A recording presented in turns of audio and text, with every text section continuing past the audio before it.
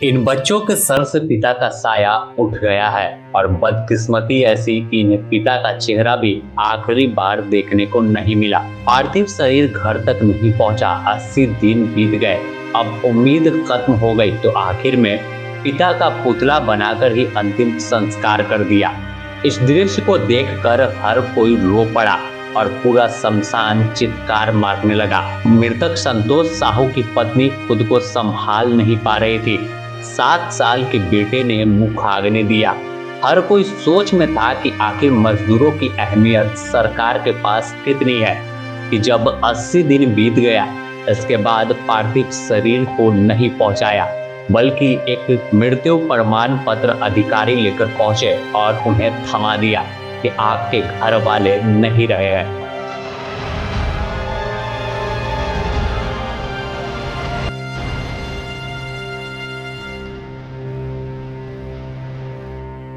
तस्वीर गुमला प्रखंड के तिर्रा गांव की है। मजदूर संतोष साहू का पुतला बनाकर परिजन हिंदू रीति रिवाज और विधि विधान के साथ शमशान घाट पहुंचे अंतिम संस्कार कर रहे हैं। इस बीच परिवार के लोग और पूरा गांव शव यात्रा में शामिल हुआ। सभी की आंखें नम थी और पूछ रहे थे कि आखिर सरकार के पास हमारी कीमत क्या है कि मरने के बाद शव भी उन्हें नहीं मुहैया कराया जा सका।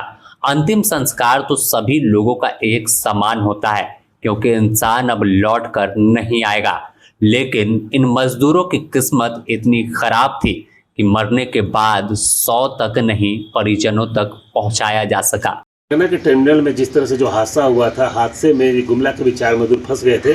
लंबे समय के इंतजार के बाद जब चारों मजदूरों का ना कोई अता पता चला, ना ही उनका लाश मिला, तो अंततः गुमला जिला के तिर्रा निवासी संतोष साहू के शव को कहीं ना कहीं वो एक पुतला के रूप में बनाकर हिंदू रीति रिवाज के साथ उनका अंतिम दाह संस्कार किया गया।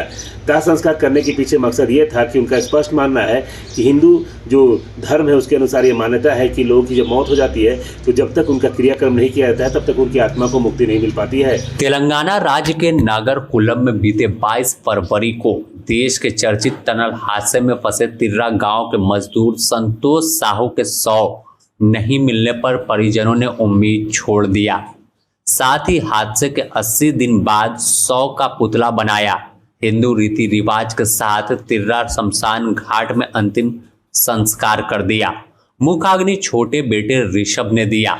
इस दौरान पूरा माहौल गमगीन रहा। संतोष की पत्नी संतोषी देवी का रो रो कर बुरा हाल था। मां को रोता देख तीनों बच्चे 12 वर्षीय रीमा कुमारी, 10 वर्षीय राधिका और छोटा बेटा 7 वर्ष का ऋषभ साहू भी बिलख कर रो पड़ा। मेरा पति कमाने गए थे तेलंगाना, उसमें टर्नल हादसा हुआ, उसमें उसका जान चला गया। प्रशासन बहुत खोजबीन की लेकिन उसका सुराग तक नहीं मिला। हम लोग बहुत उम्मीद किए थे कि लौट के आ जाएंगे, जिंदा लौट के आ जाएंगे। 2.5 महीना बाद भी कोई 2.5 सुराग महीना नहीं बाद भी अभी तक उसका कुछ नहीं मिला। आगे आप क्या चाहते हैं? सरकार से क्या मांग करते हैं? सरकार से हम चाहते हैं कि मेरे 3 छोटे छोटे बच्चों के लिए और मेरे लिए अच्छा परवरिश कर सके बच्चों को। इसके लिए हम सरकारी नौकरी चाहते हैं। झारखंड सरकार से कुछ आपको मिला है? अभी तक तो नहीं मिला है। हम झारखंड सरकार से प्रार्थना करते हैं कि हमको जॉब देने का कृपा करें ताकि हम 3 बच्चों की भविष्य को उज्जवल बना सके और अच्छे से परवरिश कर सके। क्या नाम है आपका? मेरा नाम संतोषी देवी। पत्नी व बच्चों के रोने की आवाज से पूरा इलाका गमगीन हो उठा। उनके आंसू देख उन्हें संभालते हुए ढांढस बंधा रहे थे। लोग समझा रहे थे कि हिम्मत रखिए, लेकिन इस परिवार पर जो दुख का पहाड़ टूटा है वह कैसे भूल जाते कि अंतिम समय में उनके पति, उनके पिता का शव भी उन्हें मयस्सर नहीं हो सका। प्रक्रिया है हमारे भाई संतोष साहू जो तेलंगाना के टर्मिनल में दुर्घटनाग्रस्त हो गए थे। उनका 2.5 महीना होने के बावजूद उनका मृत शरीर न मिलने के कारण हम लोग उनका आज उनके शव का अंतिम रीति रिवाज से दाह संस्कार करने का रीति रिवाज कर रहे हैं। पुतला किया जा रहा है जिस विधि विधान से ये प्रक्रिया। कहाँ पर अंतिम संस्कार करेंगे? तिर्रा शमशान घाट में। मृतक के क्या भाई। लगते हैं? मृतक के बड़े भाई हैं। बड़ी संख्या में ग्रामीण व रिश्तेदार भी पहुंचे, सभी अंतिम संस्कार में शामिल हुए। तेलंगाना सरकार द्वारा 100 नहीं मिलने के बाद उस क्षेत्र को रेड जोन घोषित किया गया है और 100 की खोजबीन भी बंद कर दिया गया। इसके बाद मृतक के परिजनों को मृत्यु प्रमाण पत्र सौंपा गया है। साथ ही गुमला उपायुक्त ने मरने वाले के परिजनों को 25 लाख रुपए का चेक दिया है, जो तेलंगाना सरकार की ओर से भेजा गया था। मृतक की पत्नी संतोषी देवी ने बताया कि झारखंड सरकार से अब तक कोई सहयोग नहीं मिला है।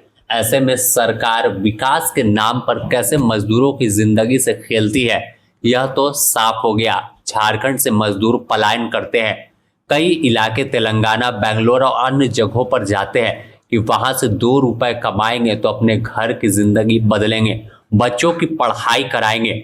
लेकिन जिस तरह से हादसा हुआ और उसके बाद उनकी खोज खबर लेने वाला कोई नहीं दिखा, तो यह तमाम चीजें यही है कि विकास के नाम पर मजदूरों की जिंदगी के साथ सरकार खेल रही है।